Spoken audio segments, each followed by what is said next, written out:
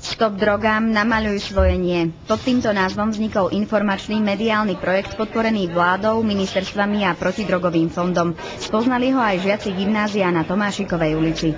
My chceme trošku narušiť ten stereotyp, že boj proti drogám je spojený s nejakou suchopárnosťou.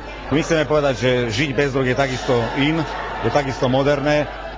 Animované spoty približujú vtipnou a originálnou formou situácie, ktoré môžu vzniknúť užívaním legálnych i nelegálnych drog. V triede sa vytvorila atmosféra udeľovania Oscarov. Žiaci sa premenili na skúsených kritikov a formou dotazníku si vybrali spot, ktorý ich oslovil najviac a ktorý najmenej. V druhej časti stretnutia vytvorili vlastné návrhy protidrogových animácií. Líši sa niečím táto prezentácia problematiky drog od tých predošlých, s ktorými sa stretol? No tak táto bola už aj počaču urobená, tie minulé iba prišli ľudia, sme sa rozprávali o tých problémoch a tu nám aj vysvetlí, že čo je ten problém. Táto prezentácia je o niečo modernejšia. Myslím si, že to dá vlastne tomu človekovi aj viac, ak pochopí myšlienku, pretože ak vlastne tá myšlienka nepochopená, tak nemá to určitý zmysel, ale myslím, že toto sa mi páčilo, táto prezentácia. Kto s tebou najčastejšie rozpráva o probléme drog z dospelých? Z dospelých?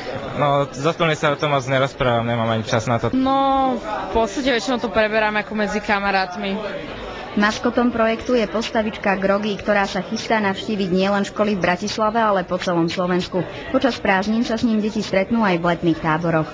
No v každom prípade my proti drogám nebojujeme. My chceme vlastne cez toho Grogyho, ktorý je vlastne maskotom celej relácie, chceme poskytnúť iný pohľad na drogy. My nie sme odborníci, my nevieme, koľko marihuany treba prijať, koľko je nebezpečné. My sa k týmto témam ani nevyjadrujeme.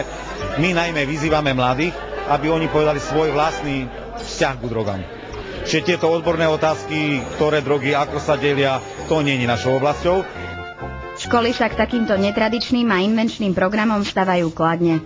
Som rada, že to tu robia, lebo my tu robíme na našej škole takéto protidrogové už prevencie asi 10 rokov. Robíme projekt Zdravá škola a v rámci tohoto robíme už vlastne my so žiakmi. Máme tu aj taký rovesnícky program, kde títo starší žiaci robia takéto všelijaké programiky protidrogové s malými deckami, ale nie len s týmito drogami. Začíname fajčením, alkoholizmom a potom tieto tvrdé drogy. Autori projektu nepoučujú, čo robiť a čo nie. Interaktívnou formou sa snažia zistiť názory mladých na problematiku drog.